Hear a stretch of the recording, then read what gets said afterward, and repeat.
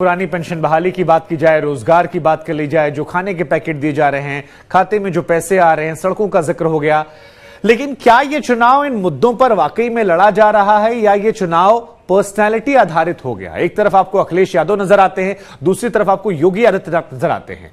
अपने अपने बातें हैं और क्या वोटर जो है इन बीच में बटा हुआ है कि या तो आप इन्हें पसंद करते हैं या सीधे तौर पर नापसंद करते हैं। नहीं, मुझे नहीं लगता कि ये चुनाव इतना पर्सनालिटी ड्रिवन है, अखिलेश यादव के इर्द गिर्द घूम रहा हो या योगी आदित्यनाथ के इर्द गिर्द घूम रहा है। मुद्दे जरूर है, जिन मुद्दों का जिक्र किया जा रहा था वो मुद्दे जब आप बिल्कुल लोकल इलाकों में जाएंगे तो ये मुद्दे आपको सुनाई पड़ेंगे। लेकिन फिर भी अगर हम पूरे यूपी की बात करें तो एक बड़े मुद्दे का सहारा दोनों पार्टियों या दोनों गठबंधनों ने लिया है। बीजेपी ने इस बात का सहारा लेने की, इस मुद्दे के बदौलत चुनाव लड़ने की कोशिश की है।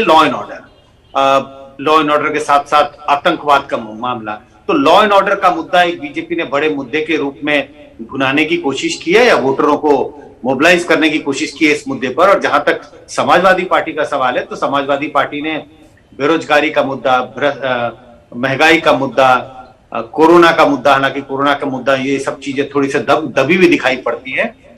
लेकिन साथ साथ ये जो गैर यादव ओबीसी समुदाय के जो लोग हैं इनकी अनदेखी, तो इस तरह के मुद्दों का सहारा समाजवादी पार्टी ने लेने की कोशिश की है।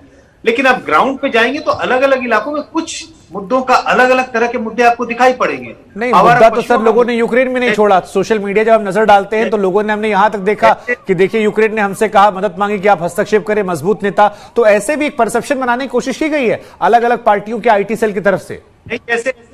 देखिए, अब जैसे वेस्टर्न यूपी के जब चुनाव चल रहा था तो आइडेंटिटी का मुद्दा बहुत इंपॉर्टेंट था, किसानों का मुद्दा बहुत इंपॉर्टेंट था। और जब मैं आइडेंटिटी की बात कर रहा हूं तो जाट आइडेंटिटी का मुद्दा, मुस्लिम समुदाय के गोलबंद होने का मुद्दा। लेकिन जैसे हम ईस्टर्न यूपी की तरफ जा रहे हैं जहां 5, 6 और 7वें चरण में चुनाव है, यहां पर आवारा पशु का मुद्दा अचानक उभर करके सामने आया और इतना वो बड़ा मुद्दा दिखने लगा है ग्राउंड पर कि प्रधानमंत्री को भी इसका संज्ञान लेना पड़ा। प्रधानमंत्री ने भी इस मुद्दे का जिक्र किया अपने एक भाषण में।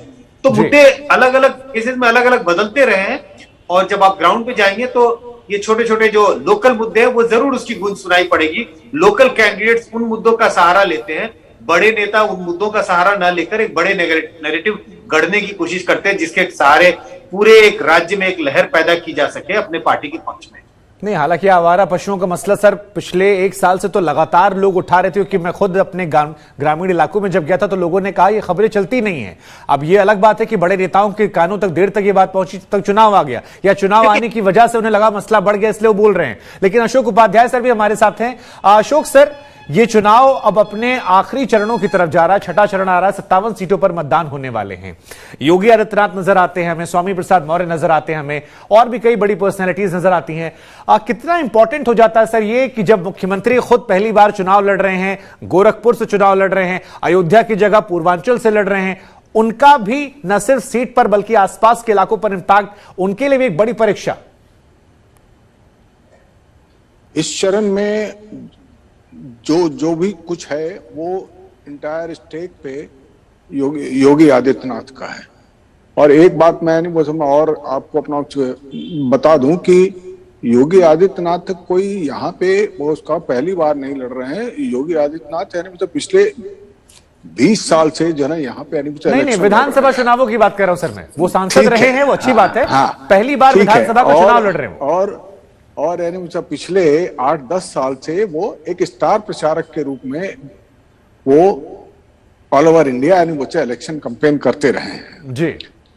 और लास्ट इलेक्शन में भी जो इंटायर यूपी में जो बीजेपी ने जो अच्छा प्रदर्शन किया उसके अंदर उनके योगदान को आज भी लोग अच्छे ढंग से यानी बहुत याद करते हैं।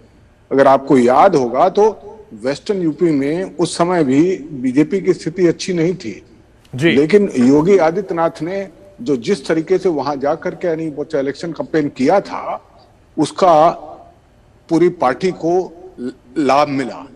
और इस समय तो वो अपने होम पिच पे यानी उसे इलेक्शन लड़ रहे हैं और ये सिर्फ अपनी सीट निकालने वाली नहीं बात है, वो तो यहाँ से गोरखपुर से उससे लेकर के बनारस तक जो जितनी सीटें हैं उन सीटों को निकालने में और उसमें उनकी एक अहम भूमिका होगी या हो सकती है, वो इसको लेकर के यानी मुसलमान पूरा प्रयास कर रहे हैं। ठीक और है। जो ग्राउंड रिपोर्ट भी आ रही हैं, उस जी। रिपोर्ट के हिसाब से अपना है यही है कि उन्होंने अपनी पकड़ बनाए रखी है।